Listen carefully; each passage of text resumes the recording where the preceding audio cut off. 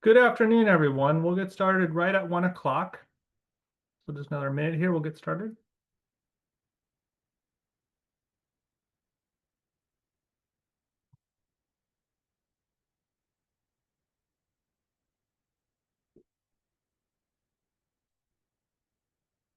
Well, good afternoon. Welcome to today's webinar. My name is Deepak Madala, and I'm with the Virginia Poverty Law Center. Thank you very much for joining us today. Today, we will be covering important updates that impact immigrant communities throughout Virginia, including changes to data privacy rules and access to public benefits resulting from the recent reconciliation bill and the CMS final rule for the insurance marketplaces. Before we begin, I want to share a brief disclaimer. Eleanor, if you can go to the next slide, please. Just a note that we will be covering topics like immigration and public benefits, but want it to be important to understand that these resources are intended for educational purposes or advocacy purposes only, and nothing in this webinar or in any linked VPLC pages is intended or should be taken as legal advice. We do highly encourage you to seek legal advice for your specific situation, to consult qualified immigration or public benefits attorneys. Next slide, please. One thing to note is this webinar is being recorded, and that both the recording of the webinar and the presentation slides will be made available to everyone who registered, and that will be available in both English and Spanish. If you would like to ask a question today, please use that Q&A box at the bottom of there. And then also, if you would like to access this in Spanish, you can click on the globe, the interpretation globe, and then select the Spanish language. And Amber will be interpreting the presentation today. And with that, next slide, I'd like to introduce you to Eleanor Sullivan and Cassie Edner, who will be leading our presentation today. And thank you very much. And Eleanor will kick us off. Thank you so much, Deepak. Good afternoon, everyone. Thank you for being with us. I'll go ahead and get started because we have a lot of material to cover in an hour. Just a quick introduction. We are going to be covering changes that affect immigrant access to Medicaid, to SNAP, to the marketplace, and even to Medicare. These changes are all coming due to a large budget reconciliation bill, officially known as the One Big Beautiful Bill, OBBB, or HR 1, that Congress passed this summer and President Trump signed into law on July 4th. The Centers for Medicare and Medicaid, CMS, also published a new regulatory rule at the end of June, which you'll see referred to as the final rule throughout this presentation. And then there have been recent news reports this summer of data sharing agreements between CMS and the Department of Homeland Security, which oversees certain immigration agencies, as well as USDA requests to collect SNAP information from state agencies. And so we would like to overview all of these upcoming changes. And just as a preview of sort of what's coming, when we say upcoming changes, most of these changes are going to result in restrictions to eligibility, to affordability of insurance, and to opportunities to sign up. So just a quick scan through the presentation agenda. One of the things that's very confusing about a lot of these upcoming rules is that there are delayed implementation dates, which has made community education and messaging a little bit complex. And so to try to keep some of that straight, we've organized the presentation by date. So we'll be presenting rules going into effect in 2025, then 2026 and 2027, before we then start tackling some of the Medicaid and data privacy messages. And then, of course, at the end, we'll give resources for community members. So going ahead and jumping in, we'll start with the 2025 changes. These are all going to really focus on marketplace. The first one has actually already gone into effect. It went into the effect at the end of August. It's a marketplace change from CMS. And what this new rule does, it eliminates a certain special enrollment period that was of benefit to a lot of lower income Virginians and a lot of lower income immigrants in particular. So for anybody that's not super familiar with the marketplace and marketplace jargon, most people with a marketplace plan have to enroll during open enrollment, in the fall. However, if people have certain life events, like maybe having a baby, they're able to access a special enrollment period. And one of the most flexible special enrollment periods was the one called the 150% federal poverty level special enrollment period, or SEP. And what this did is it allowed anybody that had a household income at or under 150% FPL to enroll in the marketplace at any point. So it really let lower income folks have more access to the marketplace, which was really great. This special enrollment period is now over. It's eliminated, and that went into effect the 25th of August. It will affect low-income families, but will also really disproportionately affect non-citizens. It doesn't explicitly target them, but many of the folks that were able to use the special enrollment period were immigrants who had income between 0% and 150% FPL and couldn't get Medicaid because they were barred due to immigration status. The SEP did benefit some US citizens, but many of them fell into Medicaid. So the end result of getting rid of the special enrollment period is just that many non-citizens will have less access to the marketplace throughout the year. The second change going into effect will be at the end of this month, September 30th. Right now, there are some DACA recipients that are enrolled in 2025 marketplace coverage who are able to sign up for that coverage last fall. Unfortunately, this new CMS rule terminates that coverage for the DACA recipients. So anybody who's currently enrolled in Virginia Marketplace will see their coverage terminated on September 30th. And for the next one, I'll go ahead and pass it over to Cassie, as Cassie is our SNAP expert. Hi, thank you, Eleanor. So SNAP, the complexities here are a little bit different than they are that you'll see with the upcoming Medicaid complexities and marketplace complexities. And that is because this implementation date was the date that it was signed. Unfortunately, we have not received any type of guidance, at least none that the federal government has put out on how to implement this change, though. So we're currently trying to figure out what's going to happen since this was implemented on July 4th. So one of the changes is that SNAP now excludes many previously eligible non-citizens from SNAP unless they're lawful permanent residents, COFA migrants, or Cuban and Haitian entrants. The current rule is you had to be a qualified immigrant to receive SNAP benefits, and the new law changes what that means. We're expected to see about 14,000 individuals lose benefits in Virginia because of this change in rule.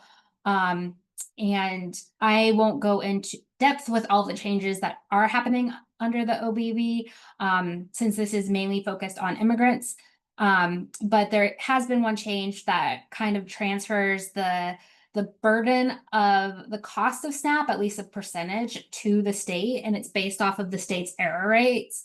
There is a hold harmless provision that the state, for any new changes, would be held harmless for QC. That's the one that does the error rates for changes. So even though the state doesn't know, exactly, or at least, the federal government hasn't put out any guidance on this yet, there is a hold harmless provision for a certain period of time. So this shouldn't affect the error rate until after that hold harmless provision. Next slide, Eleanor. So I have a list of the current non-citizen eligibility. You have your refugees and asylees, lawfully permanent residents, Afghan parolees, Ukrainian parolees during a certain period of time, withholding of removals, Iraqi and Afghan special immigrant visas, victims of trafficking, battered non-citizens, parolees, COFA migrants, conditional entrants, Asians, and some other. So this wasn't a huge list. Eleanor, I think might talk about in further slides how Medicaid provides Medicaid to all lawfully present children. SNAP was very narrow. In SNAP, there was no lawfully present child category, but children under these could get it. I will point out that there are also limitations for lawfully permanent residents. Then and now you have to have either 40 quarters of work credits that could be credited to you or meet a 5-year bar in order to receive SNAP benefits. And work credits can be from a parent while you were a minor or during a marriage if you're still married to that person. If you don't have those work credits, then you would have to meet that 5-year bar. Children also don't have to meet the 5-year bar, and there's certain other limited conditions or circumstances where they don't have to meet that 5-year bar. But there's no broad lawfully present children exception for SNAP like there was or like there is for Medicaid. There still is for Medicaid, and Eleanor will go into that. So now under the new law, lawful permanent residents who have that 40 quarters or who are here 5 years or are children, they're eligible. The Cuban and Haitian entrants and the COFA migrants, but all these other categories are now no longer eligible, including, refugee and asylee children, adults. Yes, unfortunately, SNAP doesn't have that same ability. Next slide, please. Now, SNAP rules are extra complicated when it comes to mixed income immigrant households. I'm not going to go into detail with all of the difference, but I think it's important to point out how income is calculated for SNAP benefits for mixed immigrant household statuses. When one individual in the household isn't eligible for SNAP, the household size doesn't include that person. So what we do with their income and their expenses, we prorate their income to the remaining family members, and then the eligible family members, we include 100% of their income. So, it is possible that you could see, a family member lose some or all of their benefits for SNAP, even though they're eligible, just how the math works out. I have some examples here. Mom, dad, child. Mom's an asylee, dad and child are US citizens. Let's say the mom stays at home with the child, the dad works. We would see before OBB, 424 a month in SNAP benefits, and after it would be a reduction of about 192. Now, if you flip it, and the dad would be an asylee, and the mom's a US citizen, the reduction would be less, only $398. Again, I would like to highlight that these amounts aren't, sufficient to provide for the full cost of SNAP benefits. The average cost under the Thrifty Food Plan for this household would be about $724 a month.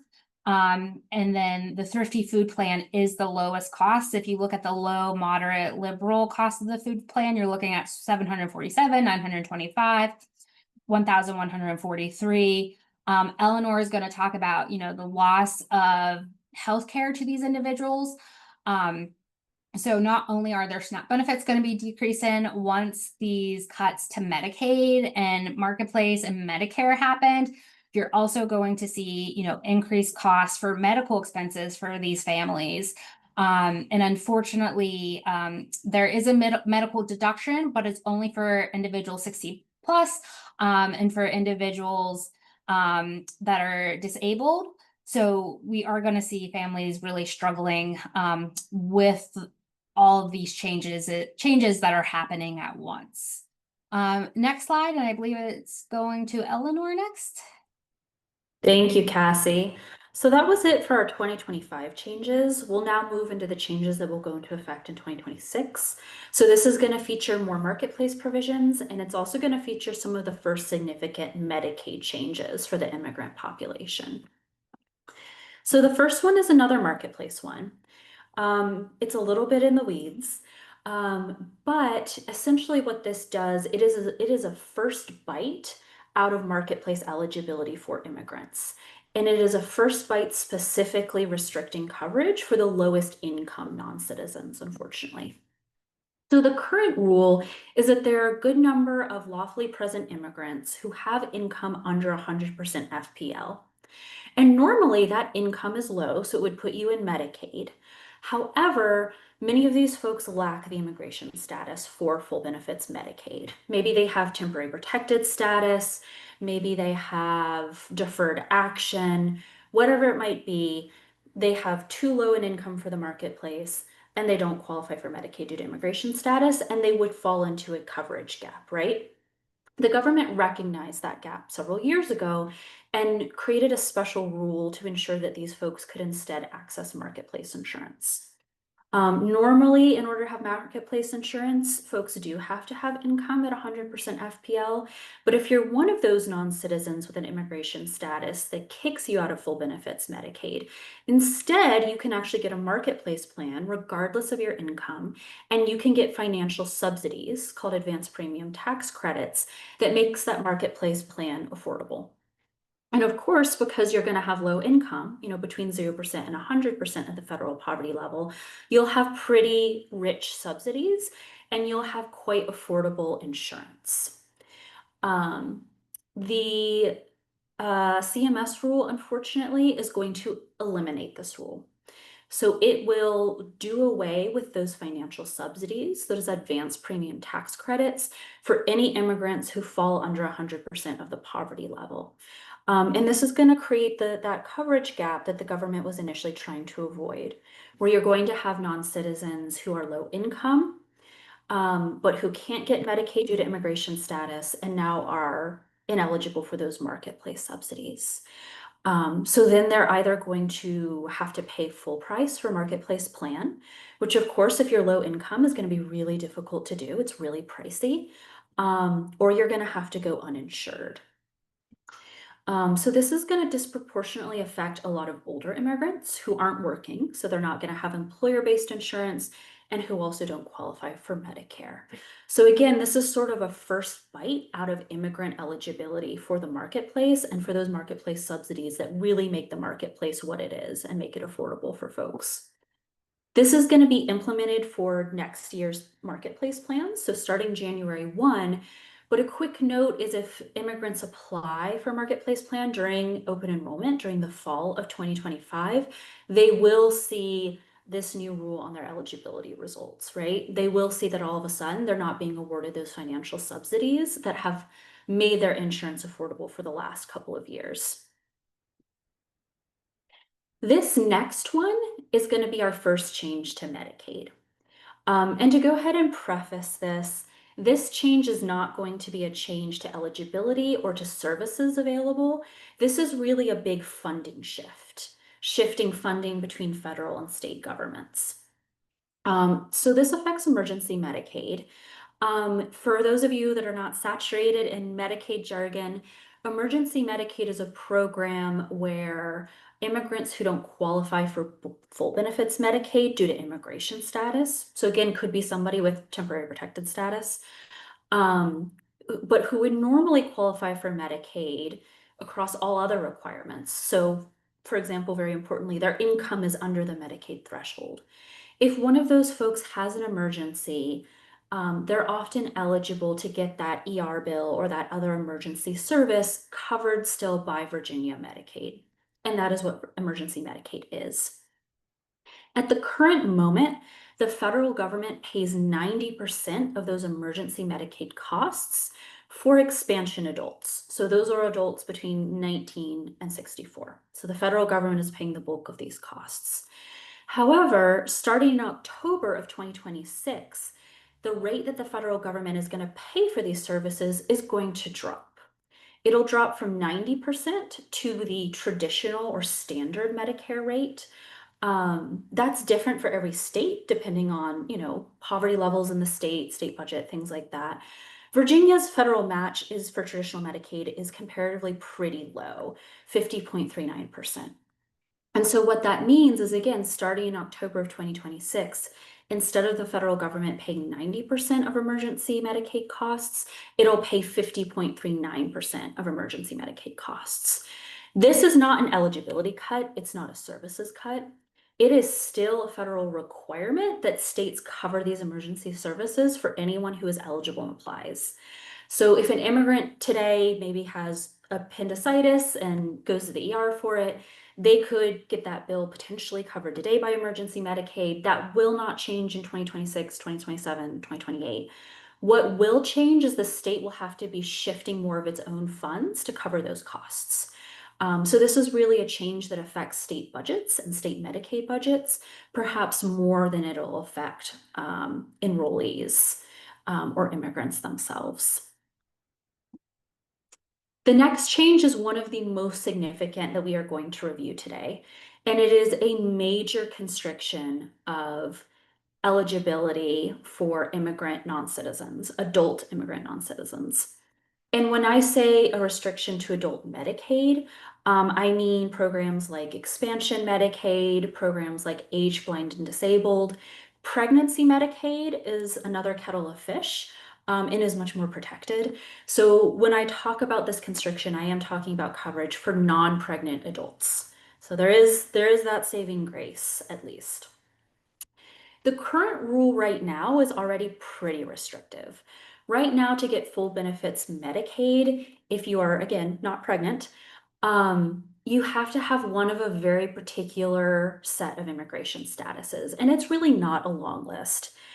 Folks that can qualify today include refugees, asylees with approved asylum applications, lawful permanent residents, who you'll hear referred to as green card holders, Ukrainian and Afghan parolees that entered the US between specific dates, victims of trafficking, withholding of removal, Cuban Haitian entrants, a handful of others. All of these folks can qualify for full benefits Medicaid as non-pregnant adults, and the federal government pays for the bulk of these individuals' enrollment costs. What's going to change again in October of 2026 is this already really very narrow list is going to be winnowed down to just 3 statuses. So starting next fall, the only adults that will qualify for full benefits Medicaid will be lawful permanent residents, Cuban Haitian entrants, and COFA migrants. And for anybody that's unfamiliar, COFA migrants are citizens of Micronesia, Palau, and the Marshall Islands. So to give you an idea of kind of what this looks like and really how this list again is really parsed down, I have the list here on the left of all the folks that can currently qualify for non-pregnant adult Medicaid. Many of them I mentioned on the previous slide. And then starting in October of 2026, these 3 groups will be the only ones who will continue to qualify. There is a very important nuance here that I want to bring up. And that is that eligibility for lawful permanent residence is already complicated because many of these LPRs or green card holders actually have a 5-year bar during which they have to wait 5 years in order to be eligible for Medicaid. So it's a 5-year waiting period. Often you'll find folks in that category will be green card holders who got their green card through a family petition or through an employment petition. But right now, there are other green card holders that don't have that 5-year bar. The bit of a nuance here that will actually protect coverage for some lawful permanent residents is that folks who are LPRs that previously held one of these currently eligible statuses over on the left column should become Medicaid eligible again as soon as they become an LPR. So I think a better way to illustrate this is through an example. So if somebody is a refugee, starting in October of 2026, they will not be eligible for Medicaid as a refugee. However, as soon as they get their green card, which refugees can do relatively quickly, they'll actually become Medicaid eligible again without having to wait for that 5-year bar because they were previously eligible over here. So that would also apply to somebody like asylees. You know, asylees will not be eligible for Medicaid starting in October of 2026, but as soon as they become LPRs and get that green card, they will become Medicaid eligible again. So there will still be sort of a broader swath of lawful permanent residents that will maintain eligibility. And that will apply to a handful of other folks, like those with withholding of removal, special immigrant visas from Afghanistan and Iraq, and a few others. But other than that, the only other folks that will be eligible along with those LPRs again will be Cuban and Haitian entrants and COFA migrants. And then a final reminder before we move on from this particular really draconian rule change is that everything I've been saying about constriction and restriction, it's only non-pregnant adult Medicaid. So children in Virginia who are currently eligible for Medicaid and for CHIP will continue to be so. So the rule right now is that any lawfully residing child under 19, with the exception of a couple of statuses like DACA, can get Medicaid or CHIP if they meet other requirements. That will not change. That will continue to be the same, which is great because then we won't see the same coverage loss among kids as we will among non-pregnant adults. It'll be the same with pregnant people. Eligibility for pregnant folks in Virginia is much, much broader, and nothing will change with that. Everybody who is eligible today for pregnancy Medicaid in Virginia will continue to be eligible in 2026 and beyond. So certainly a very damaging statutory change, but it is again limited to non-pregnant adults. Moving into 2027 changes, these will affect the marketplace and it will actually affect Medicare as well. So the first one that we're going to see is really a parallel restriction to the marketplace as what we just saw in Medicaid. So right now, almost any lawfully present immigrant is able to get marketplace coverage, again, with a few exceptions, notably now DACA. But many people can. You know, green card holders and visa holders, temporary protected status, most other folks can get a marketplace plan with those subsidies if they're financially eligible.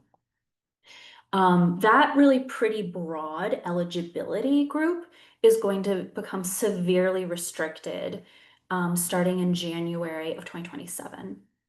The budget bill that Congress passed will make it so that starting in 2027, out of that broad group of lawfully residing folks, the only ones who will be able to keep subsidies on the marketplace will be the same lawful permanent residents, COFA migrants, and Cuban Haitian entrants.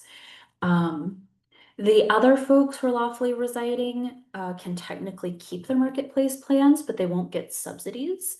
And again, the subsidies are really a key part of the marketplace because they're what make marketplace plans affordable for most folks. So losing those subsidies is probably going to put marketplace plans out of the reach of many immigrants, unless they can afford to pay that full price, that full unsubsidized price. And this is just another illustration where on the left we have a column showing some of the statuses that are currently eligible for marketplace plan with subsidies. And again, you can see a good number of folks on there. It's everyone who's eligible for adult Medicaid and then many more, you know, notably with any addition of visa holders, asylum applicants, applicants for special immigrant juvenile status. And once again, you can see that much broader group really winnowed down to just 3. The last change today that we're going to review from the budget bill is going to be yet another parallel exclusion of immigrants, this time from Medicare, unfortunately. So again, the rule today is that many lawfully present immigrants who have 40 Social Security quarters of work can qualify for Medicare, which of course is the program that covers adults who are 65 plus, so our retirees, and then folks with SSDI due to disability. So again, that's a much broader group. This new rule, which again will go into effect as well in early January of 2027, is going to limit Medicare to those same 3 groups. It'll limit Medicare to lawful permanent residents, it'll limit it to COFA migrants, and it'll limit it to Cuban and Haitian entrants. It will bar other immigrants from obtaining Medicare, and really even worse, it'll terminate coverage for those who are currently enrolled, despite the fact that they have paid into the program through taxes through many years. So unfortunately, we will see many elderly immigrants lose coverage unless they can pay the full price of an off-marketplace plan. So that kind of is the summary. That's really the summary for the changes that are statutory, or the changes that are regulatory, that came out of that big budget bill this summer that Congress passed, and that came out of those new CMS regulations. I think, again, one of the biggest takeaways is just that there's going to be a really significant across the board restriction of immigrant eligibility to adult Medicaid, to the marketplace and its subsidies, and to Medicare. Unfortunately. We do kind of want to note here really quickly, just for the sake of public messaging, that none of these changes, you'll note, are taking effect immediately. The Medicaid one, again, is implemented in October of 2026, Marketplace and Medicare in January of 2027. So here at VPLC, with our messaging and our community education, we are sort of letting folks know that it might be a good idea to apply for coverage and to access care while non-citizens still can.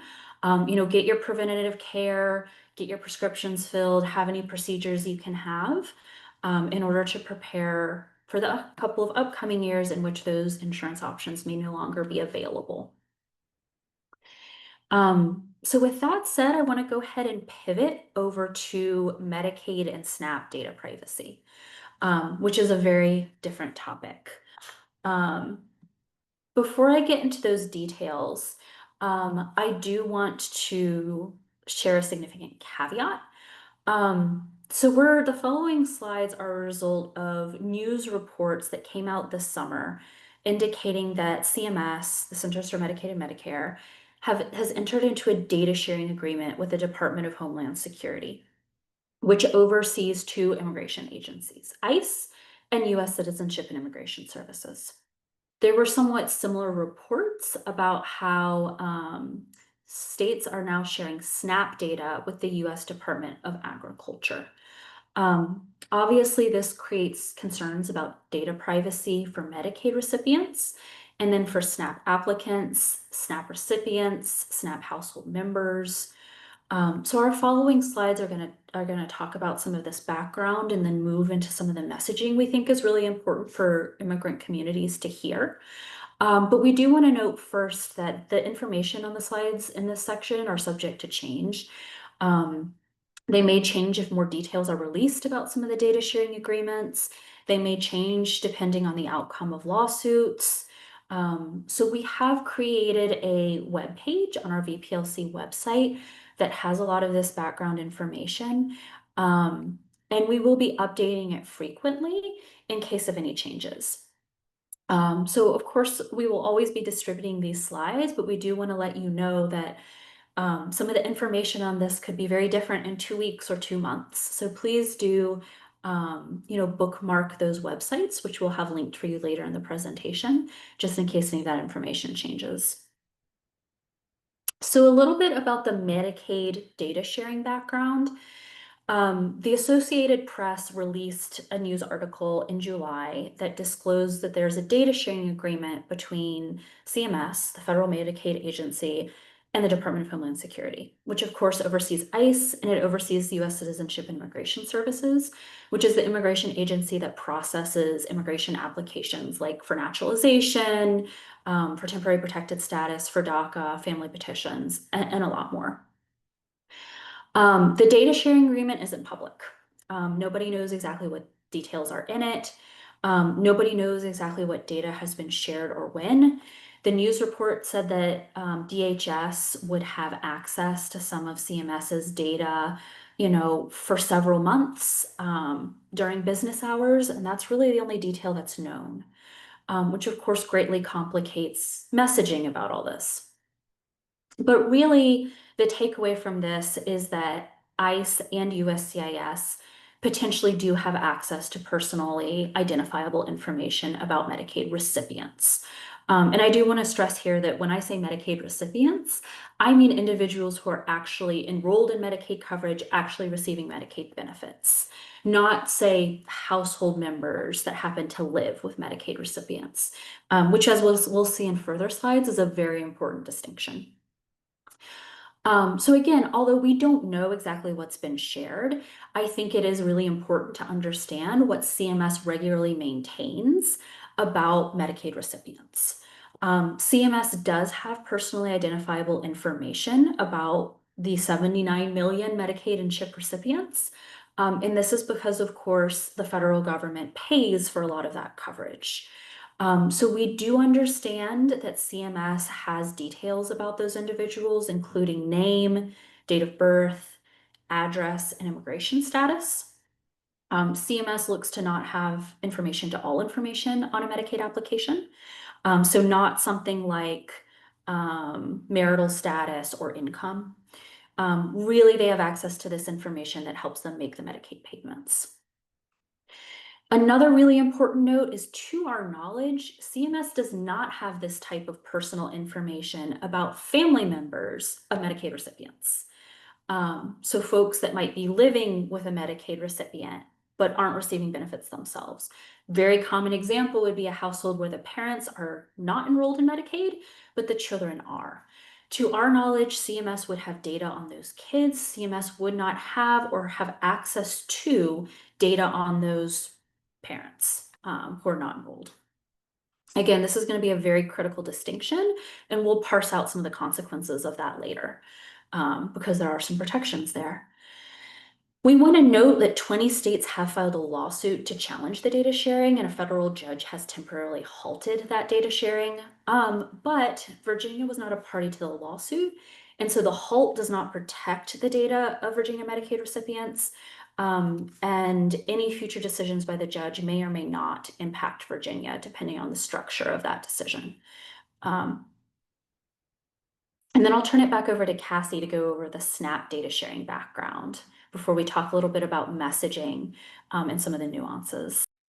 Yeah, so in August, there was a news report that stated Virginia was sharing personal information of SNAP applicants and recipients with the Department of Agriculture, USDA. USDA had previously requested that all states provide it with personal information about anyone who has received, currently receiving, or has applied for SNAP benefits since January 1st of 2020 to present. USDA requested SNAP recipients and applicants' household members, including their household members' information, names, date of birth, social security numbers, addresses, eligibility determination information, value of SNAP benefits received, and even individual SNAP usage and the retailer data for that usage. USDA said that the state should not include supporting documents or case comments or case notes, but the breadth of the request was significant. It is unknown if the USDA has shared that data with other agencies, such as immigration agencies, and it asserted that it will only use the data to ensure program integrity. Of course, we are just concerned with the unprecedented data request, and the federal government has already been sharing, Medicaid data with DHS. But there are certain protections for SNAP, and there are also protections for Medicaid. Eleanor will get into some of those protections later, but for SNAP, you can only use SNAP, the data for SNAP, for people directly connected with the administration or enforcement of SNAP, for certain audits and examinations authorized under a law, for local enforcement investigation of violations of SNAP law regulations. The federal government, you can share it with the federal government for purposes of collecting the amounts of over issuances of SNAP. There are also some limitations for members of the household that are fleeing because that have fleeing to avoid persecution or custody or confinement after committing a felony. And there's only very, very, very narrow circumstances that it can be sent to ICE. And it's only or USCIS. It's only if the individual actually applied for benefits for themselves. So if an individual just applied for benefits for their children, that information cannot be shared. And it's only when an individual knows that they're not lawfully present, and know has a very specific meaning. There needs to be some type of record that they have in their hand that reflects that from an immigration USCIS or another immigration entity that says that they're, like an order of deportation. And there has to be a formal finding by the agency. And there's also administrative due process there after that finding is made. So it's a very, very, very narrow circumstances that it is allowed to be shared with USCIS. It's not allowed to be shared just for immigration purposes as a whole.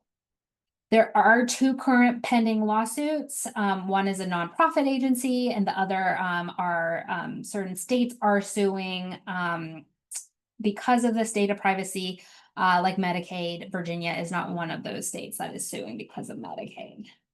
And then Eleanor, next slide, and I think it's you. Thanks, Cassie.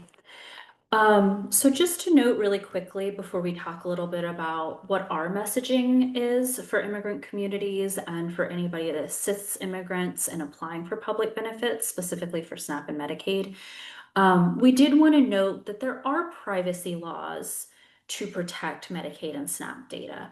For Medicaid, there is a law stating that Medicaid data for individual recipients should only be used for the purposes of administering those benefits. And for this reason, we've already seen states file a lawsuit after the data sharing agreement was made public by the Associated Press. But unfortunately, it looks like there is no longer a guarantee that these laws are going to prohibit immigration agencies from accessing personal information about Medicaid recipients and SNAP applicants, recipients, household members from those relevant federal agencies, from CMS and from USDA. Obviously, this is very concerning, and a lot of national advocates do have concerns that ICE could now use public benefits data to locate non-citizens, and also worry that immigration officers could review individuals' Medicaid and SNAP data when adjudicating immigration applications. So USDA officers, when they're making a decision about a naturalization application, asylum, a family petition. I will say for the second point about USCIS reviewing data, a lot of the Medicaid information that CMS has is really more limited. USCIS tends to be perennially interested in folks' marital status and their household composition. That is not information that CMS actually maintains about Medicaid recipients. So there's a little bit of a natural limitation there for kind of that second concern about USCIS. But all of this sort of data sharing and data privacy really, I think, has created a pretty urgent public messaging need on our side here at VPLC. And we really are trying to walk the line where we're doing our duty to inform the community about this data sharing, and also communicating where risk might be limited to some individuals depending on their individual circumstances, and depending on agency limitations. Because I think individuals need to know about this information to give their informed consent when they're applying for Medicaid and SNAP. But there are also folks where, applying for Medicaid or SNAP or having those benefits may really be fairly redundant.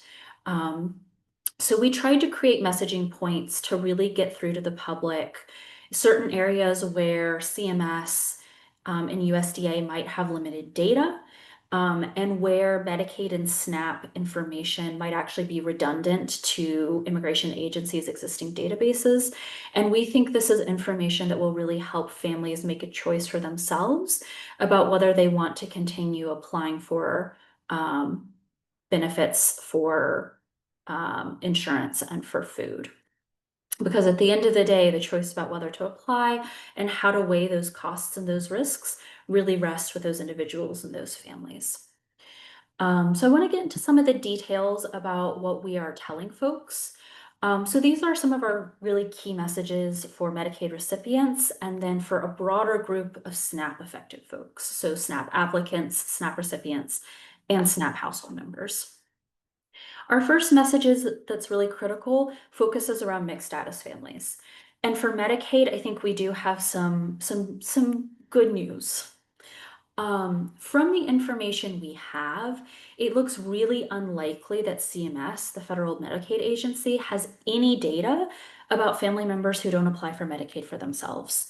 CMS is only going to have data, as far as we know, about actual Medicaid recipients, not the non-applicant household members. A really common example of this, again, is where you would have undocumented parents who have applied for their US citizen children's Medicaid benefits. In that situation, to our knowledge, CMS is only ever going to get information about the US citizen children. They're not going to get information about the undocumented parents. We think this is really important for mixed status families to know. Again, especially for those families where you might have minors who are documented, or minors who are US citizens and parents who are not. It's a little different for SNAP, unfortunately. The USDA, the federal SNAP agency, has actually requested personal information also about SNAP household members. So unfortunately, that is a wider net. So this is one of those areas with sort of a first really important nuance, because the Medicaid messaging and the SNAP messaging are actually quite different. The second message that we have for Medicaid recipients and for SNAP recipients and applicants is we anticipate that a lot of folks are going to have questions about whether to still apply for Medicaid or SNAP, and are going to want to know how to make that decision. Again, we can't, of course, make that decision for folks, but we can give them some important information that really centers around redundancy. So one of the things that we want community members to know is if an immigration agency already has the applicant's current information, including, very importantly, their updated physical address, it's really unlikely that applying for SNAP or Medicaid is going to pose any additional immigration enforcement risk. And that's because immigration agencies already directly have that information, right? They don't need to go over to CMS or USDA to get that information on somebody when they've already got it right in their system. Again, it's really redundant. So if an immigrant has applied for an immigration status, if they currently have an immigration status, if they are in deportation proceedings with an immigration court, and they have not changed their address since the last time they gave their info to an immigration agency, again, it's very unlikely that applying for public benefits is going to expose people in any way they're not already exposed. Very much redundant. Our second message centers around emergency Medicaid. So CMS does likely get data about immigrants who are enrolled in emergency Medicaid. And Virginia is an interesting case because non-citizens can actually apply for emergency Medicaid preemptively. They can apply to have that coverage there and in place just in case they have a future emergency without actually having an existing ER or emergency services bill. However, they can also apply just within a short period of time after they have an emergency. And waiting to do so until after they actually have a medical event would protect that individual's personal information until they actually need those medical services, right? Instead of those ER services being a hypothetical. A couple of other key messages. We anticipate that a lot of folks are going to want to know whether they should terminate their Medicaid or SNAP benefits, or whether they should go ahead with a renewal or just let that coverage lapse. Again, we can't make that decision for anybody. It's every family's and every individual's decision to make for themselves. But one of our key messages to sort of help folks parse that risk is if a Medicaid or SNAP recipient is already receiving benefits and they haven't moved, they haven't changed physical address since they last gave information to a Medicaid agency or to a SNAP agency, there's probably little reason to voluntarily terminate, because federal Medicaid and SNAP agencies already have their current data. You know, that data ship has already sailed, and so there's no reason to not receive benefits, very likely. And again, a really key thing there is whether or not somebody has changed physical addresses. We're anticipating that there are going to be questions about public charge. We did want to emphasize that right now, under current Medicaid regulations, neither SNAP nor Medicaid, with the exception of long-term care Medicaid, only for institutionalization. So if somebody's in a nursing home, for example. Otherwise, those two programs don't count towards public charge under current immigration rules. And if you are encountering folks that have some of those questions, we do have a resource posted from Protecting Immigrant Families. And then we do have a really last piece of advice for Medicaid and SNAP applicants is we do think a good way for folks to protect themselves is to keep a record of their applications. Applying online on Common Help or applying by paper application and keeping a copy is going to produce a written record. So it'll have a record of what applicants put on their application. It also allows applicants a little more control over their information. So we sort of are encouraging folks to apply for benefits that way. You know, being able to apply over the phone is certainly very important for accessibility, but it doesn't allow folks to have that record of their applications.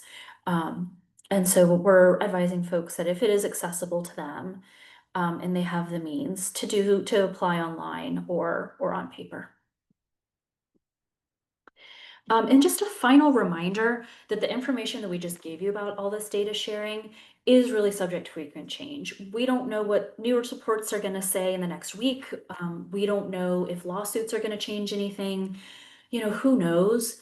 That's the reason that we've put all of this information and all of this messaging on a web page on our VPLC website so that we can update it quickly and easily. So we have linked the web pages here for you. The first link is really a community facing set of facts. And then we have just a supplemental page there for partners with a little more background information. So please do bookmark those or save those and check on them every so often in case there are updates. We do want to give a little bit of a quick note about immigration status terminations.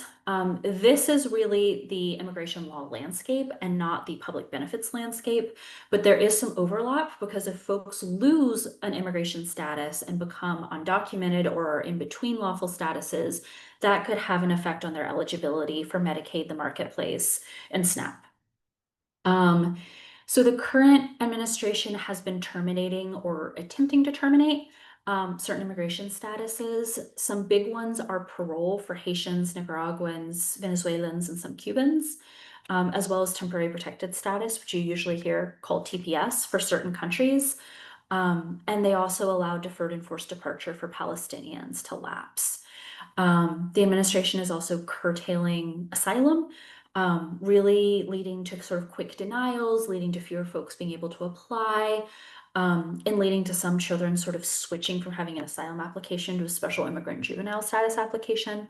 So all of this, again, is leading to folks losing status or maybe having status temporarily lapse before they can get a new one or before a lawsuit potentially reinstates that status, which has been happening a fair amount for TPS countries. And that's so in flux, we're not even sharing an update on that. We've just linked you to USCIS's TPS page, and you can see what the status is for TPS for every TPS designated country. But really the crux of this is that folks who lose immigration status may become ineligible for public benefits in the marketplace. We also want to distinguish between this, which is where folks are losing eligibility for certain benefits because they are now no longer lawfully present, versus the actual changes to immigrant eligibility that we already reviewed earlier in the PowerPoint, none of which are happening until the fall of 2026. So there is no actual change to immigrant eligibility until next fall. The big change is just that folks no longer have that status. We also wanted to mention something really important, which is that Virginia does have some really great continuous coverage rules. So continuous coverage means that Virginia is not, in most circumstances, is not able to terminate Medicaid coverage for children or for pregnant people until that individual comes up for their annual renewal, or until the end of a postpartum period. And that's true even if they lose their immigration status. If somebody loses an immigration status and they're undocumented, then they still keep that Medicaid or CHIP coverage until the end of the postpartum period or until renewal. So that's a really, really great thing to keep in mind. Really quickly, we want to scan through our last couple of slides. These are really resource slides for you to use in the future. Knowing that folks will likely lose health insurance over the next couple of years, we want to remind everyone that free clinics and community clinics exist to provide care to uninsured folks. And we have a QR code that you can scan here to find local clinics.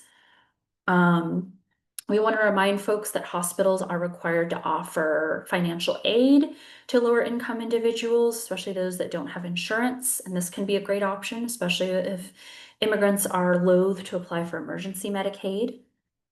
And then I'll let Cassie walk through super quickly this SNAP resource slide. Yes, so there are still free school meals. There's no immigration requirements for school meals. Many schools offer free school meals without applying. Some schools you do have to apply unless you're already enrolled in SNAP, TANF, or Medicaid. And you have to have income below 185%, but no immigration rules. We have a link for the applications for the schools that you have to apply. There's also summer meals for school-aged, include Sun Bucks.